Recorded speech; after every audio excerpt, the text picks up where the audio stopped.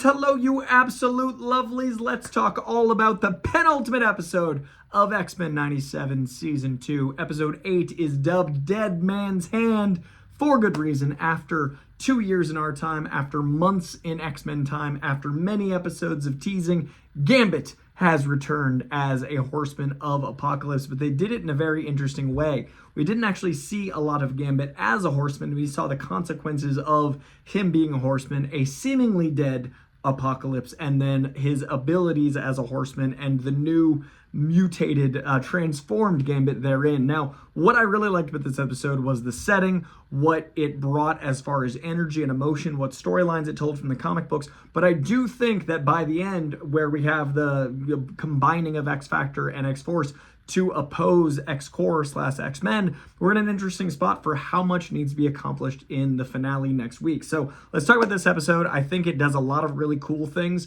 I think the setting of New Orleans is beautiful. I love the painted weeping willows. I love that feeling of the occult and the underbelly and the darkness and all the things that are tied into Gambit already. He's a thief. He's got ties to the Assassins / Thieves Guild. He's got this dark past and all these things. And that's beautifully represented by this storytelling. And then, of course, on top of that, as a Horseman, you add some literal powers in that direction. So I've always thought that was a cool tie to the character. But I really loved in this episode how they tied in Rogue and her abilities. This opens with Rogue having that nightmare and seemingly him in control of that because he references it later. But I love that Rogue is always missing touch. She's always missing being able to connect. And that's what ends up saving Gambit is touch and connection. Xavier isn't able to because he's intellectual, and his intellectual, even in the mind, in his palace where he controls, he's not able to do what needs to be done to save Gambit. She reaches into his soul and is able to pull him out. But then we also have the Apocalypse take over and all those interesting elements of what that means for episode 9. But I thought this episode really understood Rogue and Gambit. I also appreciate, as a Nightcrawler fan, getting an incredible sequence mirroring season 1's Banff battle, but having all of that going on, but with that complete takedown of all the X-Men. We see that Kurt can take down all the X-Men if he wasn't such a friendly, fuzzy blue elf.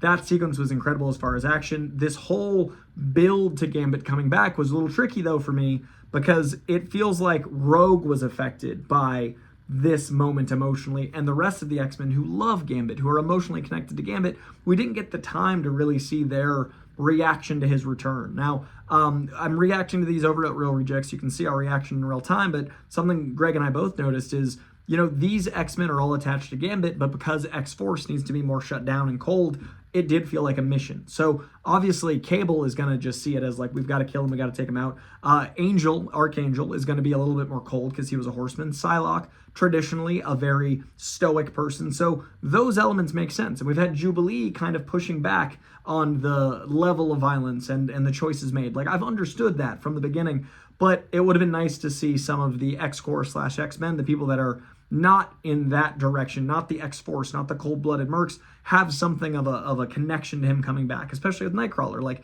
we got a little bit from Nightcrawler, but he's a literal priest. So him, basically saying to have faith in what can come is all we got out of that return. But it would have been nice for me to have Gambit's return, which is kind of what this season has been building up to. Not post-credit, but in-credit moments and details, obviously, emotionally with Gambit returning. I wanted a little bit more emotional weight. But as far as the acting, incredible work from the actor that plays Gambit. Rogue, also sensational. All the emotion there, the scene from the wedding, both visually from the artists and the directing and the music, the Newton brothers here, but also the acting was all top-notch. I will remember the imagery from that wedding. I think that was very strong. I really enjoyed that. And then into the kind of existential color battle, like all of that stuff was a beautiful follow-up. So very impressed with that as well. But I think the rush, the speed of this season, I should say, I'm definitely aware now of my concern with the finale next week. I think it was like episode 5, I started mentioning my concern of how are they going to wrap this up with half a season left. Last week, I was like, they could probably wrap this up, the last 2 episodes being very apocalypse-centric. This episode, I was aware that I felt the absence of some episode. I wish it was 10. I wish it was more, because we've got 30 minutes left, and we just had X-Factor and X-Force come together. One of the things I love about these teams is how they're each diametrically opposed from each other, except for there is a Venn diagram, even though they're opposed, right? Like, X-Factor are like, cops and narcs and people willing to rat out their fellow mutant for the greater good. They're the Boy Scouts that think they're doing the right thing. In their mind, they're doing the right thing. And X-Force is the mercenaries that are willing to break all the rules. So they're both wrong, but in different directions, right? But they share a belief that they're helping mutant kind.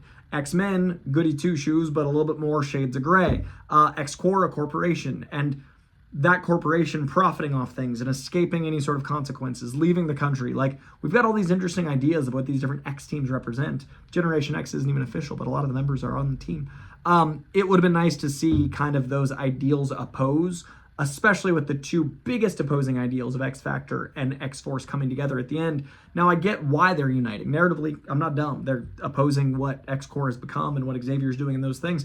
But I hope we get time to kind of explore the identity of these two X teams and the identity of the people that are now coming together and how those different ideologies wouldn't mesh and would and where that's shared. But we've also got to take on Apocalypse. We've also got to find out if Gambit's coming back. We've also got to have a reason that Wolverine got his claws back so quickly. We've got a lot of teams coming together. We had that really cool action set piece that was like a cover page. It actually kind of mirrored the X-Men #1 cover, the Jim Lee 90s X-Men cover. That was like a sprawling wide epic of different covers with all the different X-Men. That scene felt like that, which was awesome. But we haven't really had a lot of team dynamics. So I'd love to find out, how these characters evolved. We've barely had Storm this season. I want to find out how, the consequences of season 1 have affected her. So I feel like we've done a lot of like touching on characters and we've done a lot of connecting briefly with characters. But at the same time, the depth of season 1 and the time spent in season 1 definitely made me feel like we got more to dabble into. On the opposing side of that, because of the amount this season has covered, I have had a lot of people reach out and be like, what comics should I read? What is this based on? Like, people know who the Brood are now. People know, like, Slim and Red, the Ascani Sun stuff. Like, there's a lot of story being covered here. Apocalypse, the 12. There's been a lot of ground covered. Exodus and all of those things is introducing a lot of new comic fans to a lot of big comic stories. So both sides of the coin for me. Like, on one side, selfishly, I want to dive deeper into these stories than just 30 minutes. On the other side, we are doing a lot of stories in 9 episodes that's going to bring in a lot of new fans and tell a lot of iconic X-Men lore, including this episode was set in NOLA and was Rogue and Gambit centric. Right now, the Uncanny X-Men, the Gail Simone book with beautiful art from, I think it's David Marquise, is absolutely this vibe, this occult voodoo magic underbelly, and it's Rogue leading a team of X-Men set in NOLA. So if you dug the vibe of this episode, its tonality, check out the Uncanny X-Men book. On the other side of things, X-Men, the regular X book, Cyclops is leading a very military-centric title. So it shows all the different tonalities, all the different worlds of X-Men. So this season has absolutely conveyed that. So I want to thank it for that. But I do worry about how it can wrap up in one episode. We've got 30 minutes left. Next week is the conclusion of X-Men 97 Season 2. We do know we're getting an X-Men 97 Season 3. I'm sure we'll hear some about that very soon if those storylines aren't made clear at the end of this finale, then I'm sure they will be very shortly. But I do think it's going to be Onslaught. I do think it's going to be characters that tie into what seems to be happening with the Battle of Minds, the death of Magneto, and also what Xavier's going through, and lots to cover. But we'll talk about that next week. I'm curious how things land. Would love to know your theories for the finale. Would love to know what you thought of this penultimate episode. Did you enjoy Dead Man's Hand and going back to NOLA with Gambit and his return? I would love to hear your thoughts in the comments below. Please let me know your opinion. Please also like this video. It helps the algorithm. And also,